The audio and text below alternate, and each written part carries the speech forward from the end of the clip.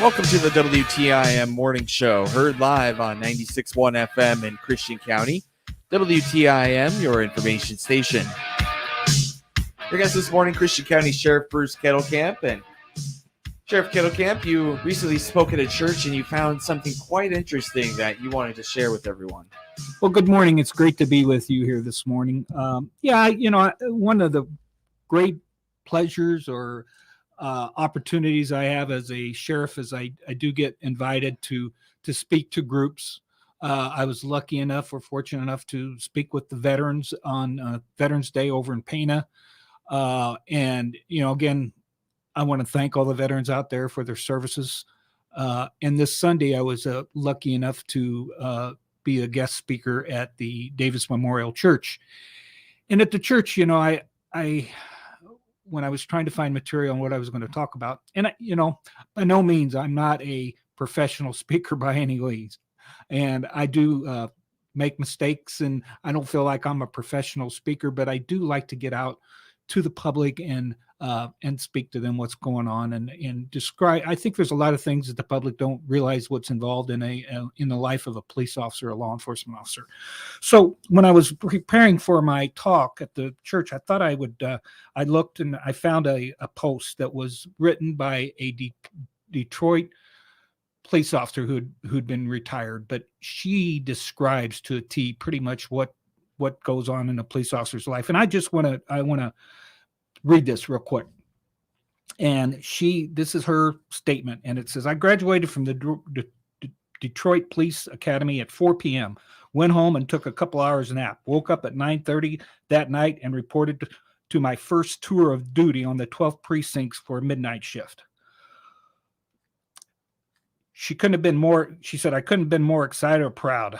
Armed with my dad's badge that he wore for 25 years on his chest, on one of my mom's sergeant stripes patches in her pocket. She had a lucky $2 bill tucked inside her bulletproof vest. She says, I barely was old enough to purchase bullets from my hip and enough naive courage for a small army. I headed out the door. My mom snapped us. It was a photo and it showed a picture of her. So the next 17 years would bring plenty of shed blood, black eyes, torn ligaments, stab wounds, stitches, funerals, head injuries, permanent and irreparable nerve damage, 5 ruptured discs, some charming PTSD and depression issues, and a whole lot of headaches. They brought missed Christmases with my family, my absence from my friends' birthdays, get-togethers, pricey concert tickets that were forfeited at the last minute because of the late call, and many sleepless nights. I've laid in wet grass on the freeway for 3 hours watching a team of burglars and orchestrating their apprehension. I've dodged gunfire while running down a dark alley in the middle of the night chasing a shooting suspect. I've argued with women who were too scared to leave their abusive husbands until they realized that they had to, or they would end up dead. I peeled a dead, burnt baby from the front of my uniform. I felt the pride of putting handcuffs on a serial rapist, and I've cried on the chest of and kissed the cheek of my dead friend, co-worker, and academy classmate, even though it was covered with his own dry blood and didn't even look like him from all the bullet holes. I know what a bullet sounds like when it whizzes past your ear a few inches away. I know the sound of a mom's thrilling scream is like when she finds out her son has been killed and that her husband and children were killed in a car accident. The smells, pictures, sounds, sights of burnt and engraved into our minds. Things we can never forget, no matter how hard we try. Things that haunt our sleep at night, our thoughts during the day. Things that we volunteer to deal with so that you don't have to. Things I don't want my sister, little cousin, or even you to even have to know about. I never once went to work thinking, I'm going to beat someone tonight. I think I'm going to kill someone tonight. I did, however, go to work every night, knowing that I was going to do the best I could to keep good people safe, even if it meant that I had to die doing so. We all need to start being more understanding and compassionate towards one another. Violence does not cure violence. Hate does not cure hate. I've seen and experienced both sides of the spectrum since I've left the police department, and I get it. I truly do. But this has to stop. Cops are not perfect. No. Cops are not bad. Yes. But please understand that a vast majority of the police are good, loving, well-intentioned family people. They have husbands and wives, children and parents, and pets and cousins, and mortgages and electrical bills, and lawns that need to be cut, just like you. They have hearts and conscience. They are not robots. They are not machines. They just want to help keep the wolves away from the sheep. It goes on a little bit more, but this describes to a T. Even though she worked in an urban area, but I can relate to almost everything that she said. And I've worked in rural areas now for the last 10 years. I've worked in the Springfield and urban areas when I was with the state police. This is true for all law enforcement officers, whether you're a one-man police department like some of the departments are in this county, or whether you're with Taylorville Police Department or Painted Police Department or the Sheriff's Office. It affects all police officers. This is what they see. This is what they go through. Are there bad police officers? Yes, there are. But there's bad teachers. There's bad. You get any kind of employment, you're going to have a couple, very, very small percentage of people that shouldn't be in that profession. We have that. But I tell you what, I feel so lucky to be the sheriff in this county and to work in a rural county where the law enforcement is supported by the community, but we need to back the police.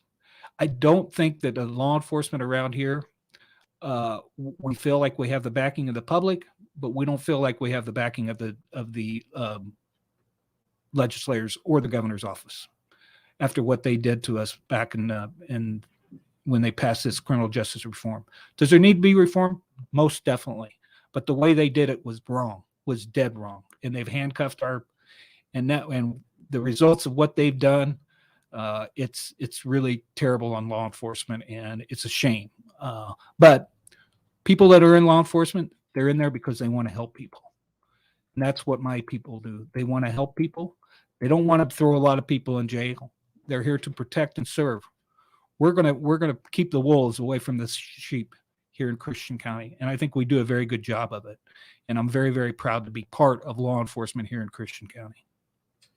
What are some of the things that are in that? Though you mentioned the crime bill that you were just talking about. What are some of the things that hurt the efforts of the sheriff's office, not just here, I guess, but everywhere in Illinois?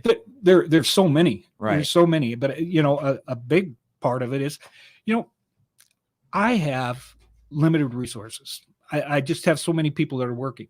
They've required us to have, and don't get me wrong, I'm on the training board for police training, the treasurer of it that covers the Central Illinois, and we just had a meeting yesterday. We need training, most definitely, and we will get the training. But when they require us to have all this increase in training but don't give us the money to hire more people so we can, every time somebody goes to training, that means I'm short on the road, so I have to pay somebody overtime. We only have a limited amount of money that we can spend on resources and we need to make sure that we have a couple deputies out on the road all the time. I was short 5 guys in October. So when you're short 5 guys from a small department, your hands are tied. So it's all about, it's the increased training, the increased demands that they want us to do without giving us any kind of money to accomplish those things. Also the no bail that's coming up. Now, do I believe that there's people in jail right now that they shouldn't be because they can't afford to pay their bond? I do. But the people that we have in our jail are repeat offenders. They repeat over and over. We deal with the same people all the time. So with this no bond, it's not going to be too much different, I don't believe, because the judge are going to be put in a position where they're not going to show up for court, and eventually they're going to have to be detained because they're going to go out and continue to do crimes. There's other certain crimes that we, misdemeanors, we can't forcibly tell if somebody's trespassing on somebody's property, and we can't forcibly tell them to leave because it's a misdemeanor, and we have to give them just a citation, and we can't do anything about it. So if you're, and we get calls all the time for harassment, and people are on their property and they want them removed, unruly people on their property. Disorderly conduct is a misdemeanor. This law is coming into effect that we can't physically remove that person. So these laws, they're just ridiculous that were passed at 3:00 in the morning. And again, it's tying our hands. And also they're trying to pass a bill where it's going to be a lot easier to sue the police officer if they make a mistake. And it just makes it very, very hard for us to hire people. And it makes nobody really wants to get into law enforcement the way it's going on right now, because we don't have the back of the legislators. So it's a very bad time right now for law enforcement. But again, I'm so lucky. I feel so lucky and fortunate to be living in Christian County, because we are supported by all the citizens here in Christian County, and I couldn't be happier for that. You're here on the WTIM morning show with Christian County Sheriff Bruce Kettelkamp. WTIM, your information station, has heard on the Big 870 across Central Illinois. I'm Avery Cooper. Back in a moment.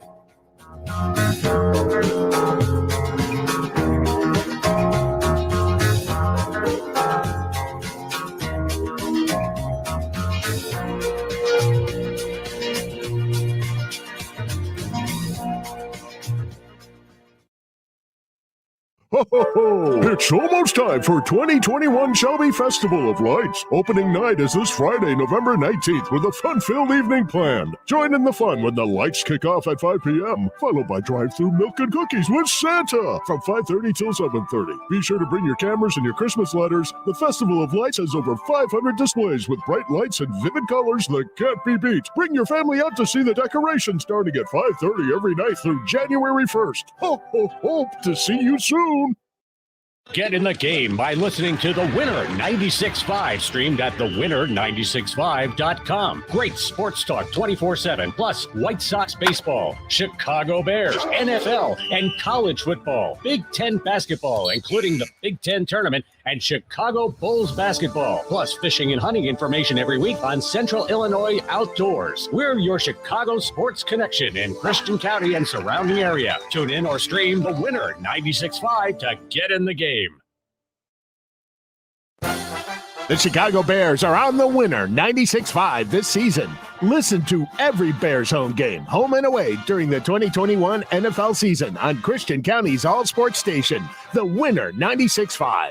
Where you can also hear the Chicago White Sox, Chicago Bulls, Big Ten football and basketball, and NFL football. Get in the game by tuning to Christian County's all-sports radio station, The Winner 96.5. And let's go Bears! Take News Talk WTIM programming with you wherever you go, both live and archived. News Talk WTIM streams 24/7 simply by clicking the Listen Live icon at TaylorvilleDailyNews.com. And to hear archived WTIM programming like the morning or noon farm shows, expanded local newscast, morning show interviews, Swap Shop AM or PM, click the audio on-demand icon in the upper left-hand corner. Whether it's your smartphone, tablet, or desktop, News Talk WTIM stream is with you wherever you go 24 hours a day at TaylorvilleDailyNews.com. Tune in to this RFD Radio Network affiliate Saturday mornings from 9:06 until 9:30 when we present the RFD Trading Post to advertise your farm-related items to buy, sell, trade, or give away. Call the toll-free number we give during the show to get your farm-related items advertised across the state and listed on RFDTradingPost.com. And find instructions on getting your farm-related items read on the show in our mailbag segment for 30 days for just $20. The RFD Trading Post, Saturday mornings from 9:06 till 9:30 on this RFD Radio Network station. Whatever you want to do financially, it's achievable with People's Bank and Trust. Find a personal or business banker simply by clicking the People's Bank and Trust icon at TaylorvilleDailyNews.com. Hi, this is Jeff Robinson from Advanced Title. Whether selling your home on your own or through your local realtor, please give us a call at 824-8007 for all your title work needs. Welcome back to the WTIM Morning Show. I'm Avery Cooper here on 107.5 FM in Shelby County and streamed on the WTIM TV YouTube. Your guest this morning, Christian County Sheriff Bruce Kettelkamp. And Sheriff, it's the weekend before Thanksgiving coming up here, and it's a good time to remind folks to be safe this upcoming holiday.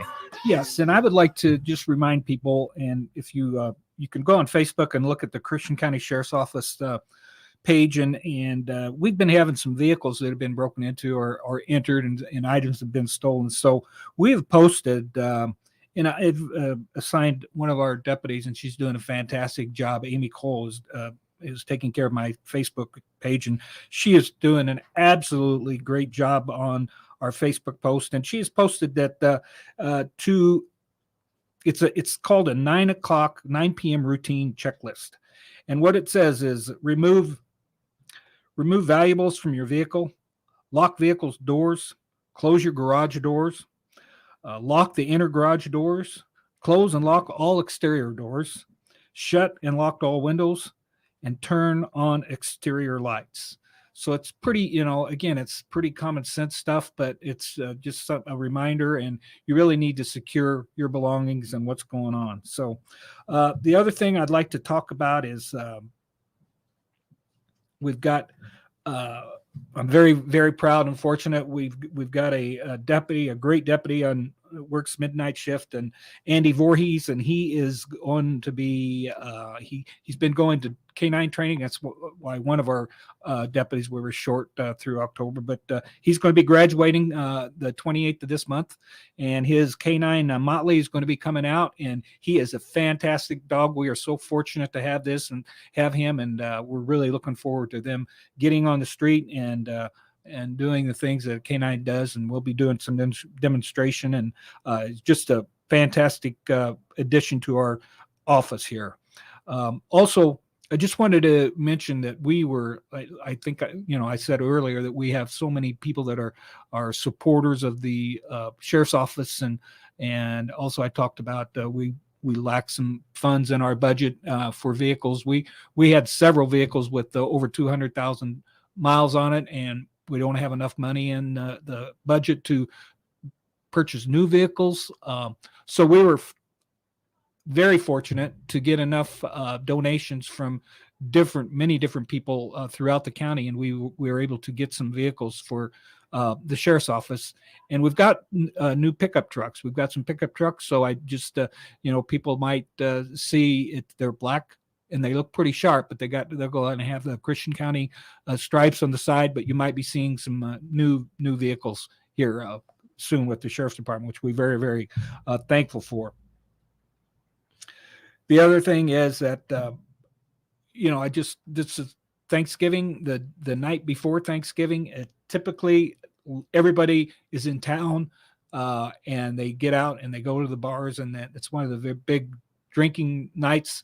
So I just want to remind people just to make sure you have a designated driver. I have nothing against people going out and enjoying themselves and having a good time, but please just, make sure you have a designated driver. And then on Thanksgiving Day, it seems like our deputies are going to be out there working. It seems Thanksgiving and Christmas, it's unfortunate, but big families get together and they have a little bit too much to drink and they get into family disputes. And please just try to keep your alcohol limit down and enjoy yourself. But let's try to love one another and just enjoy the company of our family. I'm really looking forward. Thanksgiving is such a great holiday. It's one of my favorite holidays. I think we're going to have 38 family members over at our house Thanksgiving Day, and I can't wait. And it's so much fun to see everybody. And all you have to do is eat. Yeah. eat and take a nap. And I'm really looking forward to it. And I want to wish everybody out there a happy Thanksgiving. And just remember all the blessings that we have. You know, there's a lot of things that's going on in the United States, and it seems like there's a lot of hatred, but there's no better place for us to live. We're so fortunate to live in the country that we live in, and there's a lot of good people here. And I just want to thank everybody for all the good things that happen in Christian County. And I wish everybody to have a very thankful Thanksgiving, and God bless everyone, and God bless the United States of America. Thank you, Sheriff Bruce Kettelkamp. Seeking a mistrial, dropping for the 7th straight week. The number of Americans applying for unemployment benefits, number of applications fell by 1,000 last week, hitting a pandemic low, 268,000. Stocks are sinking on Wall Street. The Dow down 235, the NASDAQ off 53 points. More details at srnnews.com. Hey, I'm Andy. If you don't know me, it's probably because I'm not famous. But I did start a men's grooming company called Harry's. The idea for Harry's